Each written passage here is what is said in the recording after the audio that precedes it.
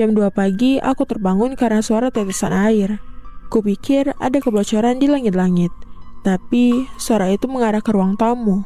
Saat aku menyalakan lampu, aku melihat air menetes dari dagu wanita di lukisan itu, membuat genangan kecil di lantai. Hai, ayah. Mana sih nih anak? Kok gelap di sini?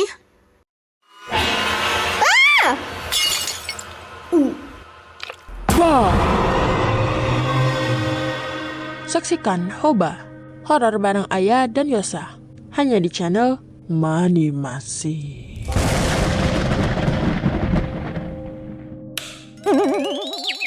Yosa!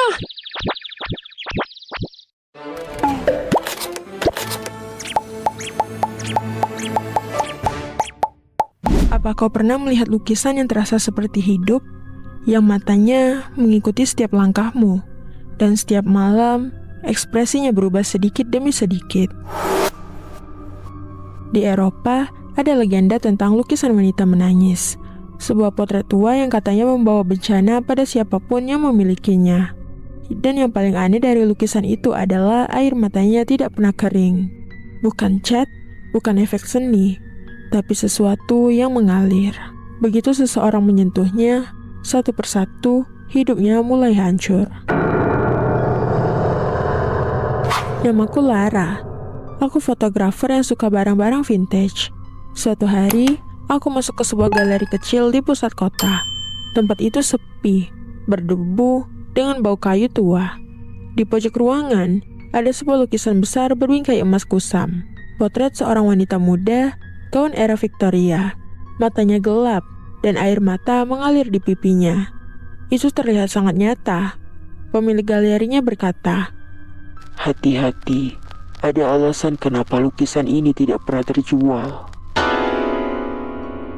Aku tertawa. Kupikir itu cuma dramatisasi untuk menaikkan harga. Aku pun membeli lukisan itu. Kesalahan terbesar dalam hidupku. Malam itu, aku pajang lukisannya di ruang tamu. Cahaya lampu membuat matanya tampak bersinar. Jam 2 pagi, aku terbangun karena suara tetesan air. Kupikir ada kebocoran di langit-langit, tapi suara itu mengarah ke ruang tamu. Saat aku menyalakan lampu, aku melihat air menetes dari dagu wanita di lukisan itu, membuat genangan kecil di lantai. Aku meraba permukaannya, basah dan dingin. Dan air yang menetes bukan jernih, tetapi warnanya sedikit gelap, seperti tinta atau darah yang sangat encer. Keesokan paginya, lukisan itu berubah. Air mata di pipinya menjadi lebih banyak, senyumannya menghilang. Matanya merah bukan karena cat, tapi seperti benar-benar bengkak sehabis menangis. Aku merasa dia marah. Beberapa malam kemudian, aku mulai mendengar suara lain, seperti seseorang menangis pelan dari arah lukisan. Suara itu semakin keras setiap malam. Aku menutupi lukisan itu dengan kain. Tangisannya semakin histeris. Hingga suatu malam, lampu padam, dan dalam gelap total, aku merasa ada seseorang berdiri tepat di belakangku. Nafasnya dingin menyentuh tengkukku. Ketika lampu menyala, kain penutupnya jatuh, dan wanita di dalam lukisan itu menatap langsung kepadaku.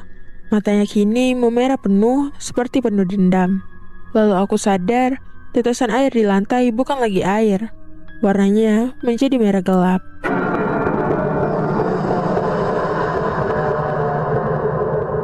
Aku memanggil kurator seni tua yang pernah meneliti lukisan itu. Wajahnya langsung berubah ketakutan. Lalu dia cerita, lukisan itu menggambarkan seorang wanita bernama Elena Marquette, seorang bangsawan muda yang dibunuh oleh tunangannya sendiri. Ia dikurung, disiksa, lalu dilukis saat ia menangis, sebelum akhirnya nyawanya diambil. Pelukisnya mati tidak lama setelah lukisan selesai. Begitu juga pemilik berikutnya, dan berikutnya. Rohnya terkunci di dalam potret itu, terperangkap di momen terakhir hidupnya, momen ketika ia menangis dan memohon pertolongan. Dan siapapun yang memajangnya, tanpa sadar mengambil tempat tunangannya, orang terakhir yang dilihat Elena sebelum dia mati. Kurator itu menatapku serius. Singkirkan lukisan itu, atau dia akan menangis untukmu.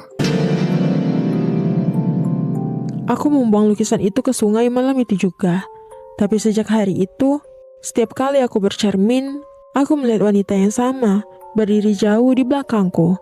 Matanya basah, air matanya tidak pernah kering. Elena masih mencariku.